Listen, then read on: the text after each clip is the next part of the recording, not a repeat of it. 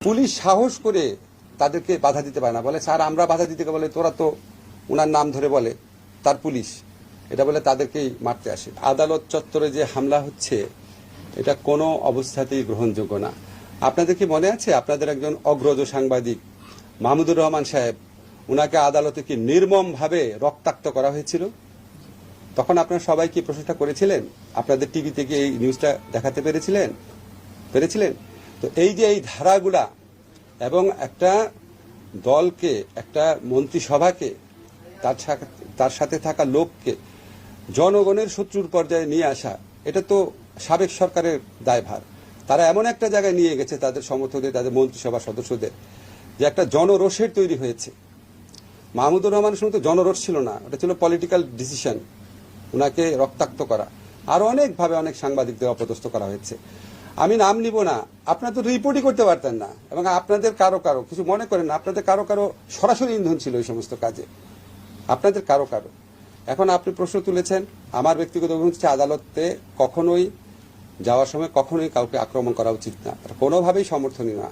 কিন্তু আপনারা একটু প্রেক্ষাপটটা বুঝবেন, সেখানে অনেক বিক্ষুব্ধ মানুষ থাকে যারা 15 বছরে চাকরি হারিয়েছে, জীবনের নিরাপত্তার ভয়ে ঘুরে বেরিয়েছে, জীবিকা হারিয়ে ঢাকা শহরে লুকিয়ে থেকেছে, গুমের শিকার পরিবার আছে, হত্যার শিকার পরিবার আছে। এখন মানুষের এত ক্ষোভ, এত ক্রোধ, এই ক্রোধের কিছু বহিঃপ্রকাশ ঘটে।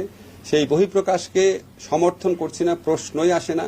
কিন্তু আপনাদের এটাও ভাবতে হবে, আমি যখন পুলিশ প্রশাসনের সঙ্গে কথা বলেছি যে আপনারা যথেষ্ট বাধা দিচ্ছেন না কেন, তো যথেষ্ট বাধা দিলে তারা যদি, আপনার যারা বিক্ষুব্ধ জনতা আছে তাদেরকে যদি তারা যথেষ্ট পরিমাণ বাধা দেয়, বা যদি ধরেন কোন রকম যদি শক্তি প্রয়োগ করে, তখন তো আবার আপনার এটা অন্যদিকে মন নেবে।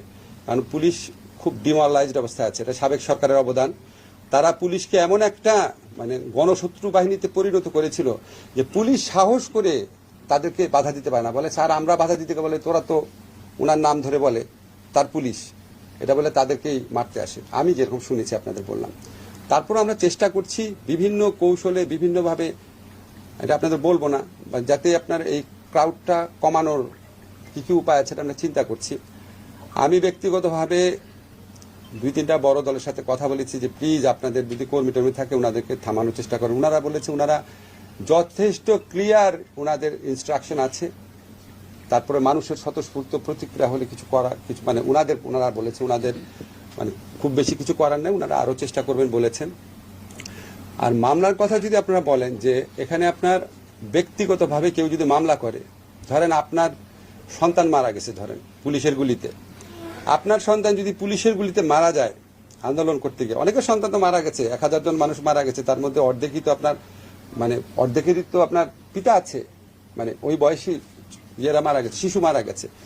এখন আপনারা যদি ওই সময় ফুটেজ দেখেন, আপনার পিতা সন্তান যদি মারা যায়, আপনি কি শুধু কে মেরেছে ওই এলাকার পুলিশকে দিবেন মামলা? আপনার তো তখন মনে হবে যে আপনি তো দেখেছেন আমাদের সাবেক প্রধানমন্ত্রী কি বলেছেন, ওবায়দুল কাদের সাহেব কি বলেছেন, স্বরাষ্ট্রমন্ত্রী কি বলেছেন, দীপুমণি উনি কি বলেছেন, নওফেল কি বলেছেন, আরাফাত কি বলেছেন, আপনার মনে পড়বে না? এখন আপনি যদি ওনাদের বিরুদ্ধে মামলা দেন, রাষ্ট্রের কোনো অধিকার নাই আপনাকে মামলা করার, আপনি মামলা করতে পারবেন না বলার। আমার একটাই করণীয় আছে, আমাদের পুলিশের কাছে মামলা হলে পুলিশ তদন্ত করবে, তদন্ত করে সুস্পষ্ট তথ্য না পেলে পুলিশ ডিসচার্জ করে দিবে। আদালতে যদি মামলা দেয়, আদালত তদন্তপূর্বক এফআইআর নিতে বলবে। আমরা আমাদের যেটুক করার, যে তদন্ত কাজে বা বিচার কাজে, সেখানে আমরা ডিউ প্রসেস বজায় রাখার আপ্রাণ চেষ্টা করব।